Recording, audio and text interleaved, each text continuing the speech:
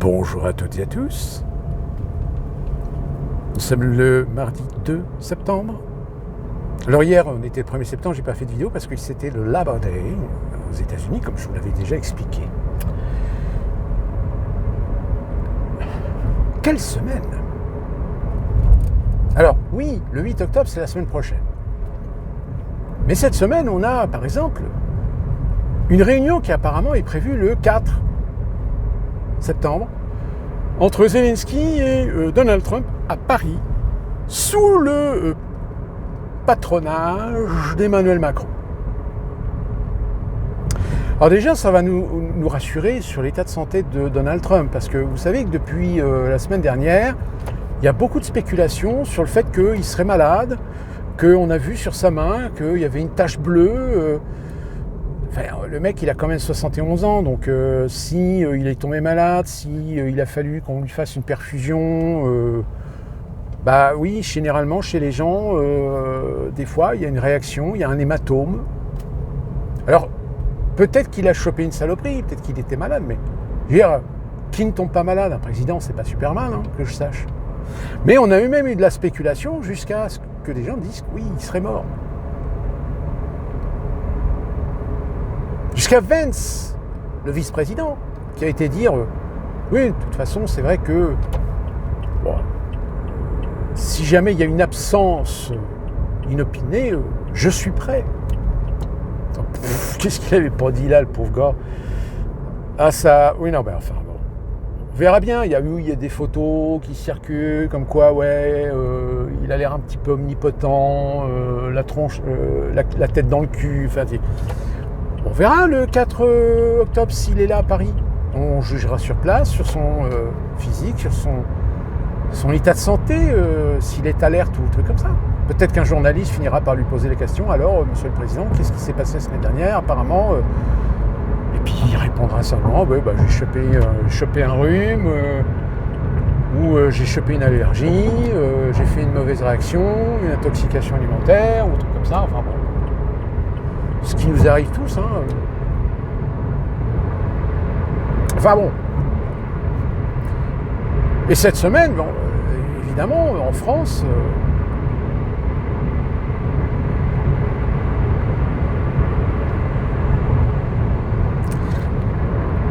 le pauvre Bayrou.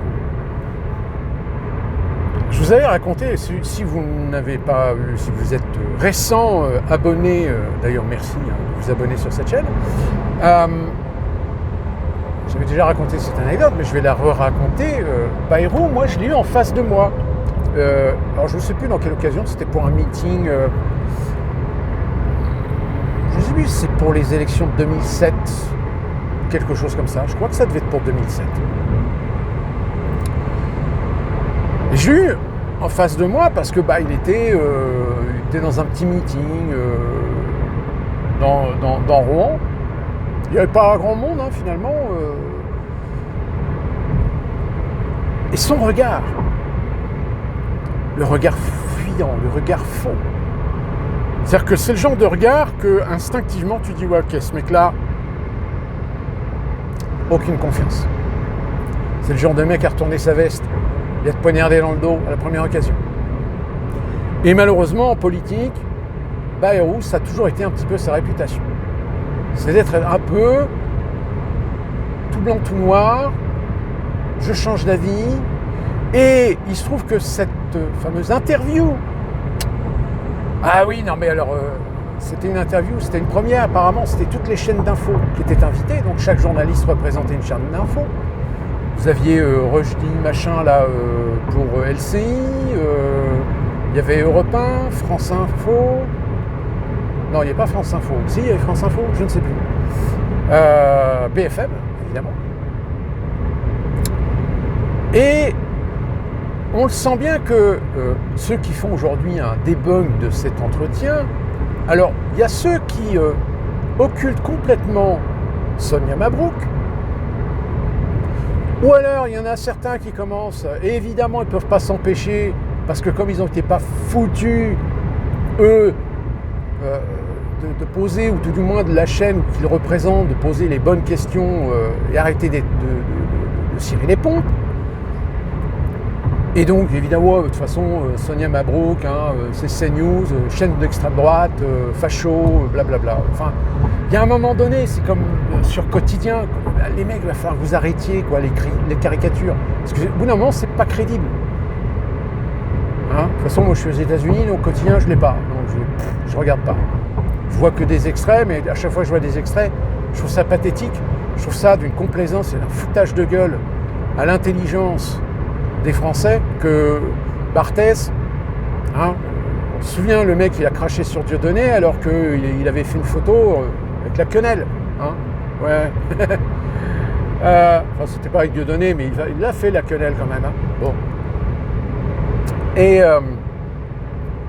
en effet, Sonia Mabrouk, je veux dire, elle représente CNews. Donc, elle a tout intérêt à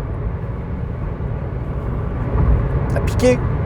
Et elle a piqué, puisque, oui, mais monsieur Bayrou, je rappelle quand même que votre parti, le MoDem, depuis ces 20 ou 30 dernières années, à chaque fois qu'il y avait un budget qui n'était pas à l'équilibre, vous avez quand même voté le budget.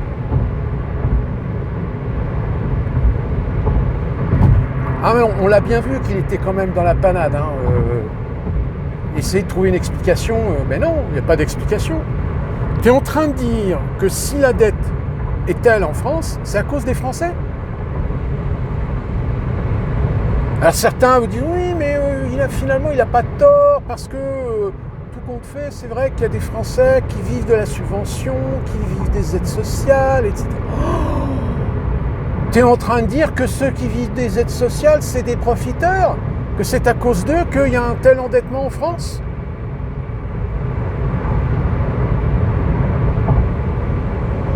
Et il n'y a que les Français qui bénéficient des aides sociales? Les étrangers, non? Non, parce que si c'est la faute des subventions, de l'aide sociale qui est donnée aux gens parce qu'ils sont pauvres, parce qu'ils n'ont rien, parce qu'ils sont dans la précarité, dire qu'il n'y a que les Français qui sont responsables, c'est un peu gros quand même, non? Ça fait un peu beaucoup là quand même. Mais encore une fois, on en revient toujours au même problème, c'est-à-dire la simplification. C'est-à-dire qu'aujourd'hui, ils sont dans des communications, ils sont dans des narratifs où on a l'impression qu'ils s'adressent à des neuneux ou à des bisounours. Donc leur discours est tellement simplifié qu'il en devient totalement incohérent.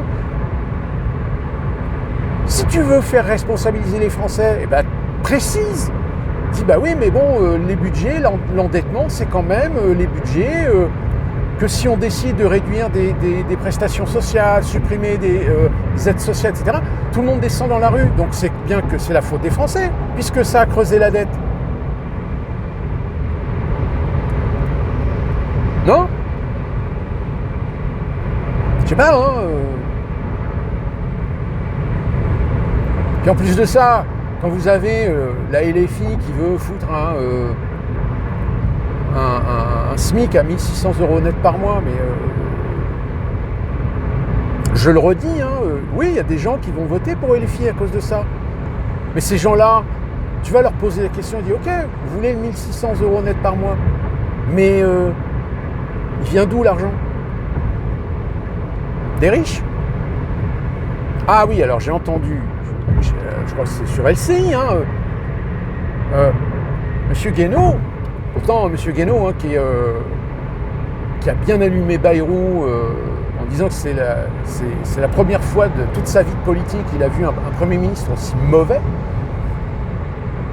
Mais Monsieur Guénaud qui dit oui, mais non, mais dire que les riches pourraient quitter la France, etc., je ne pense pas. Il y a quand même des riches qui sont profondément, qui aiment la France, etc., etc.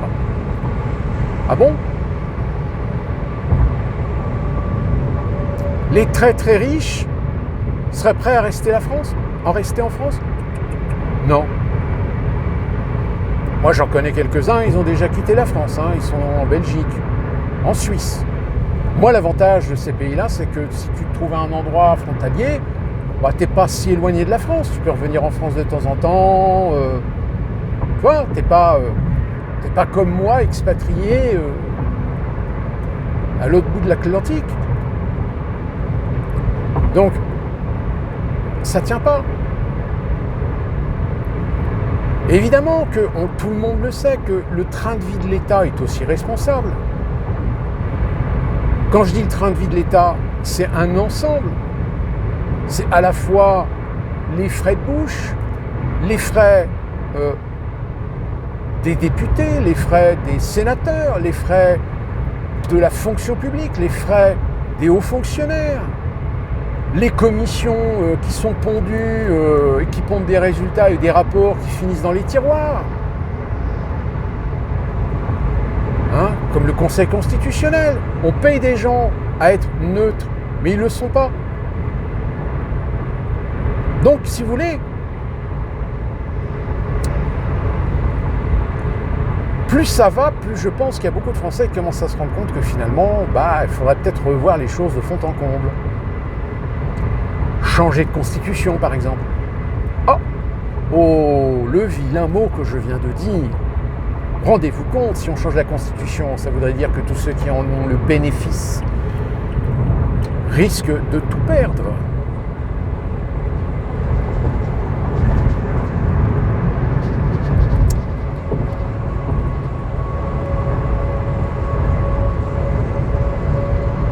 Je voudrais quand même remettre un truc qui me paraît important. En France, vous avez des gens qui parlent de la démocratie, qui parlent qu'il faut empêcher le Rassemblement national, parce que le Rassemblement national, c'est une menace pour la démocratie. Pour votre information, il faut savoir que la France n'est pas une démocratie. C'est une république. C'est pas une démocratie. La démocratie, c'est le peuple. La Suisse est une démocratie. Le peuple suisse, lui, vote. Il a des votations locales, provinciales, nationales. Sur certains sujets importants, on leur demande leur avis au peuple.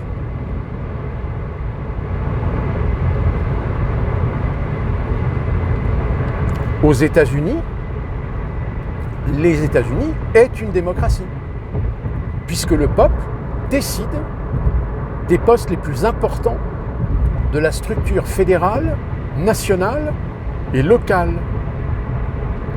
Je vous avais montré dans une vidéo le bulletin de vote, un gros paplard. On vous demande de voter pour le président, le vice-président, mais aussi pour le procureur fédéral, pour le gouverneur, pour le procureur d'État, pour le shérif, pour une multitude de fonctions importantes dans la structure même du fonctionnement administratif, tant des comtés, de l'État et de l'État fédéral. Eh oui. Vous avez ça en France ? Ben non, parce qu'en France, à part voter pour le président de la République, les députés, les maires, les régions et départements aussi, je crois. Oui, ben oui, départemental et régional, oui. C'est... Mais encore une fois, vous ne votez pas directement sur des sujets, vous votez des représentations. Vous élisez des députés, et à la limite, vous ne votez même pas, et vous ne décidez même pas des sénateurs. Les sénateurs, ce sont justement les élus qui votent pour les sénats, les sénatoriales. C'est pas le peuple. Les maires, vous votez pour des maires. Vous votez pour des conseils régionaux, vous votez pour des conseils municipaux, mais ce sont toujours des représentations. Un maire n'a pas les pleins pouvoirs, il est obligé de décider en collégial avec son conseil municipal. Alors qu'aux États-Unis, on vote pour des gens qui ont des pouvoirs, qui ont des pleins pouvoirs. Alors oui, par contre, sur beaucoup de sujets, on ne demande pas trop son avis au peuple. Mais c'est pour ça que sur des grandes décisions à l'échelle fédérale, c'est souvent c'est des grosses batailles. C'est des grosses batailles parce que vous avez quand même des représentants et des sénateurs que s'ils vont à l'encontre de ce que l'opinion générale ressort, alors ça peut être des sondages, ça peut être des remontées d'informations par des sociétés privées qui vont collecter des données sur les tendances des Américains suivant les endroits, puisque vous savez que suivant les États, vous avez des États qui sont plutôt progressistes, d'autres qui sont plutôt conservateurs, et enfin, voilà, je veux dire... Mais en France, alors en France, vous allez dire, oui, mais en France, on a les députés. Ah oui? Vous connaissez le nom de votre député? C'est quand la dernière fois que vous avez envoyé une lettre au député, ou vous avez rencontré votre député pour lui parler d'un problème? En général, si vous le faites, vous avez affaire à des subordonnés, mais jamais au député lui-même. En revanche, le député, vous peut-être le croisez dans la rue, qui fait sa petite tournée des popotes. Mais en général, parce qu'il y a des législatives qui sont au bout. Mais une fois qu'il est élu, c'est quand la dernière fois que vous l'avez vu dans la rue? C'est quand la dernière fois qu'on a organisé des rencontres avec les administrés, avec les citoyens de la circonscription?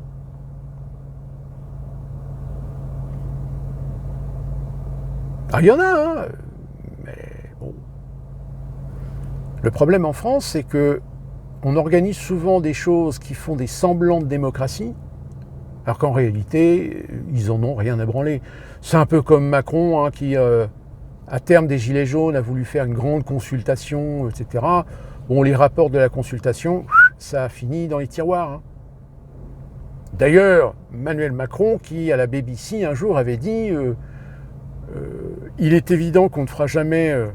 Enfin, il l'a pas dit comme ça, mais le journaliste lui a posé la question, il dit, mais si vous faites un référendum sur le Frexit, et Macron il a dit, mais les Français voteront pour le Frexit.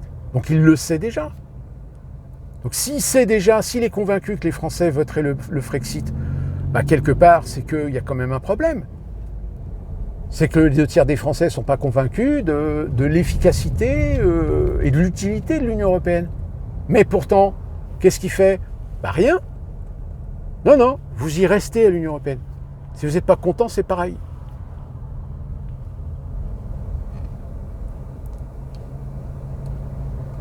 Donc, qu'est-ce que vous voulez que je vous dise avec ce qui se passe actuellement?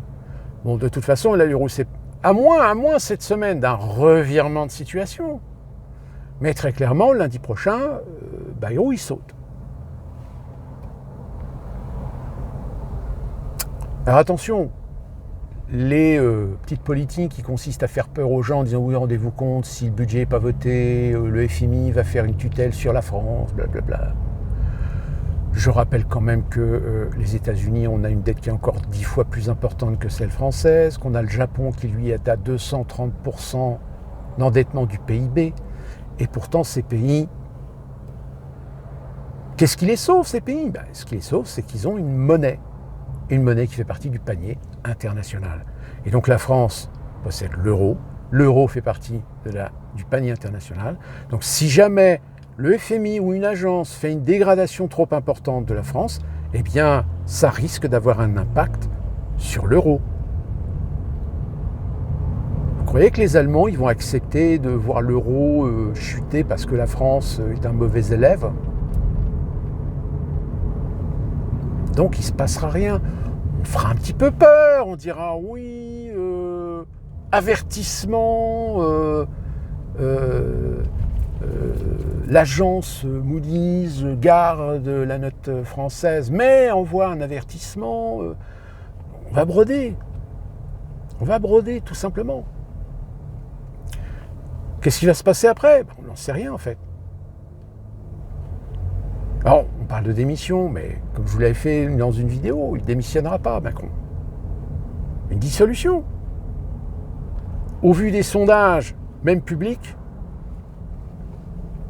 le Rassemblement national reste toujours en tête.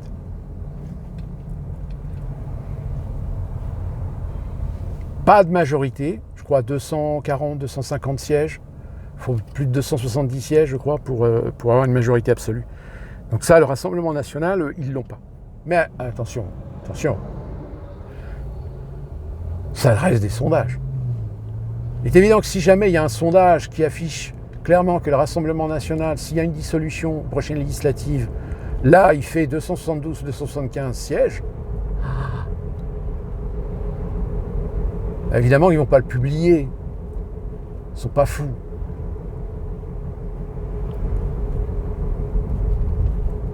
L'autre scénario, c'est bien parti pour que ça soit le bordel dans la société. Bordéliser la société. Pousser des gens au meurtre. À s'entretuer. Et là, Macron, article 16. Mais là aussi, ça serait trop gros. Mais, vous savez, vu ce qu'on a vu depuis maintenant 20 ans, est-ce que, franchement, il s'arrêterait à ça?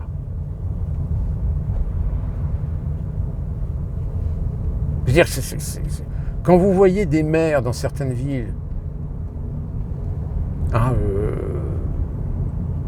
des décisions qu'ils prennent, qui coûtent un pognon dingue, et puis après qui viennent pleurer parce qu'il n'y a plus de budget pour une école ou pour un centre associatif d'aide sociale ou un truc comme ça. Ah bah oui, mais tu viens de claquer 15 millions dans une tenture place Bellecour à Lyon parce que alors que en fait les gens vont chercher l'ombre sous les arbres. Pourquoi est-ce qu'on a mis des arbres? Parce que les arbres, c'est de l'ombre. Et pas ta tenture à 15 millions d'euros qui a fait plaisir à l'artiste qui s'est fait propulser et subventionner.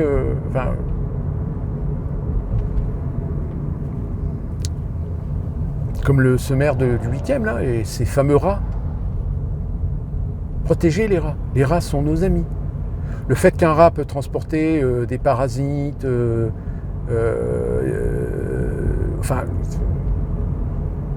non. Enfin, je sais pas. Et c'est ça, hein, c'est la déconstruction.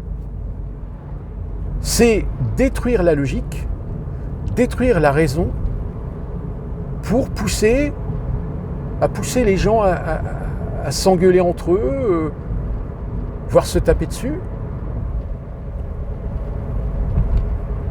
Mais j'ai envie de dire, tant qu'il y aura des cons pour le suivre, bien là, vous avez bien des gens sur les réseaux sociaux qui sont en train de retweeter. Oui, regardez, 3e flottille vers Gaza, blablabla. Ouais, là, ils ont fait demi-tour parce que le vent est trop fort. Ils ont fait demi-tour parce que le vent est trop fort. C'est de la com. C'est purement de la com. Sauf que ça ne sera plus de la com si jamais l'État d'Israël décide de les arrêter, de les passer en jugement pour terrorisme, ou enfin, on peut trouver n'importe quel argument, et leur faire faire 1 an ou 2 ans de prison dans les geôles israéliennes. Là, M. Porte, s'il se retrouve en tôle en Israël, il pourra venir pleurer auprès de l'État français. Ouais, diplomatiquement, vous devez faire quelque chose pour nous sortir de là, etc. Non, en fait. Vous avez enfreint une loi du pays. Vous avez enfreint la règle du pays.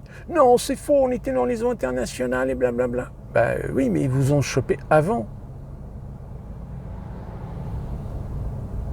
Je veux dire, quand vous avez quelqu'un qui a une intention de meurtre, vous allez le laisser faire en disant « Oui, mais c'est juste une intention ». Non. Mesure de précaution. On l'arrête tout de suite. On n'attend pas. Mais là encore, qu'est-ce que je vous dis, on vit dans un monde où de plus en plus de gens sont déconnectés des réalités, quoi. Là, pour terminer, j'ai une petite anecdote. Il y en a un sur X qui me disait oui, vous dites des choses, mais vous prouvez rien. Je dis j'ai rien à prouver.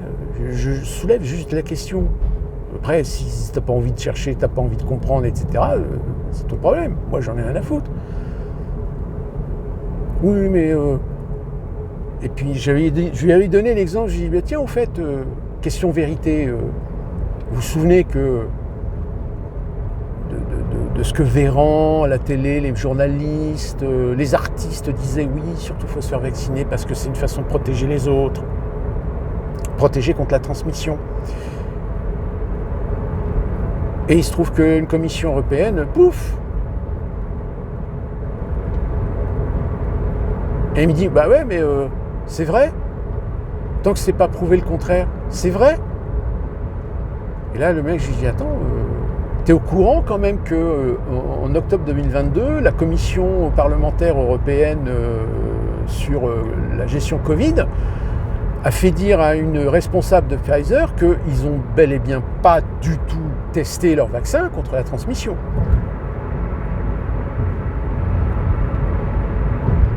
Et le mec, qu'est-ce qu'il me répond?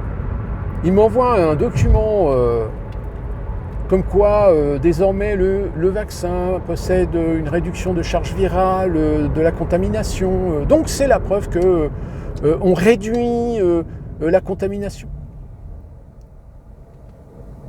J'ai dit, attends, t'étais en train de me dire que la contamination, que le vaccin protégeait contre la contamination, et tu m'as dit, oui, c'est vrai. Et là, tu es en train de me dire que non, mais quand même que des hommes. Alors, c'est pas absolu, mais le vaccin, aujourd'hui, il est plus performant. Non mais, tu te fous de ma gueule ou quoi? Tu étais en train de me dire que le propos était vrai, et maintenant tu me dis, bah non, il était pas forcément vrai. Quoique maintenant, il est peut-être vrai. Peut-être vrai. Bah oui, peut-être vrai, parce que ça dépend des gens.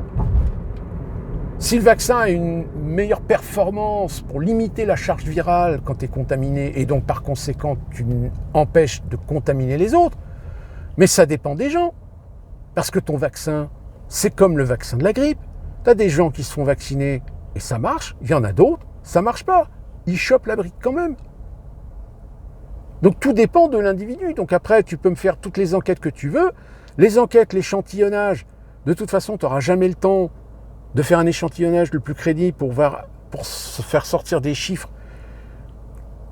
qui, de toute façon, diront il y a 80% de chances que le vaccin réduise la charge virale d'une contamination d'une personne et donc, par conséquent, la personne pourrait, en effet, ne pas contaminer les autres. Ça fait beaucoup de conditionnels, non? Ben, je sais pas, hein. Eh ben non, hein. Le mec, je lui prouve par A plus B qu'il a tort, eh ben non, le mec, il veut avoir raison.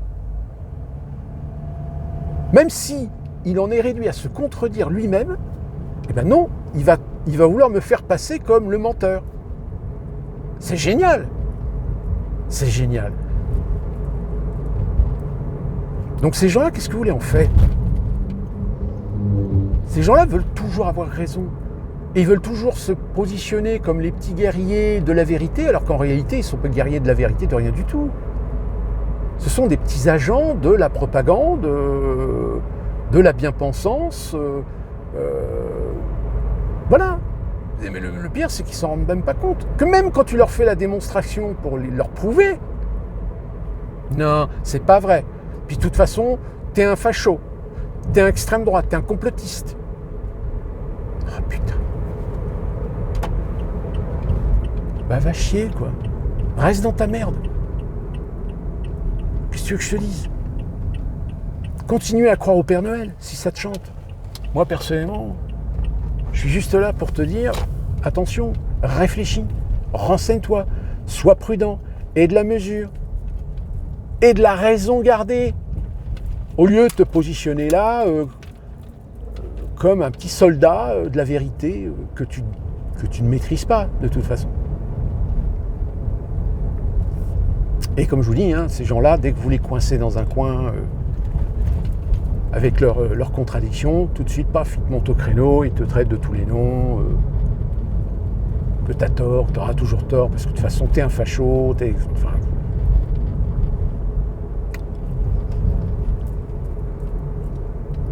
C'est un putain de bordel. Donc on va voir un petit peu cette semaine, déjà, ce qui va se passer avec Macron, Trump et puis Zelensky.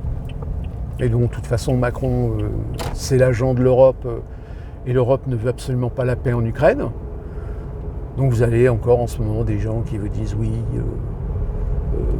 il faut soutenir l'Ukraine.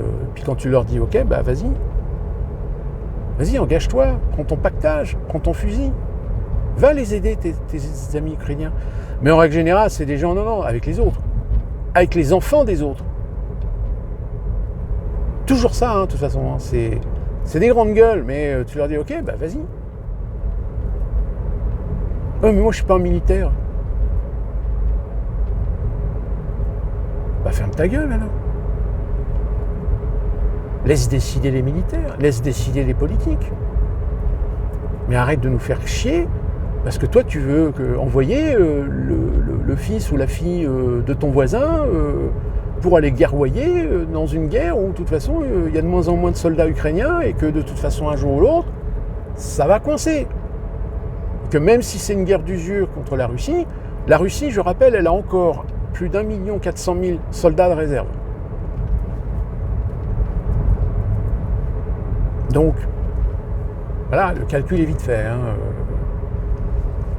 C'est là aussi pareil, il y en a certains qui parlent de l'Azerbaïdjan qui est prêt à faire la guerre avec la Russie. Oui, technologiquement, pour quelques jours, mais sur la durée, pas de zob. Mais bon, à suivre. D'ici là qu'on se retrouve pour une prochaine vidéo, que puis-je vous dire d'autre? Portez-vous bien, soyez prudents, et puis bonne rentrée, pour ceux qui sont rentrés. Bouge au pied du mieux.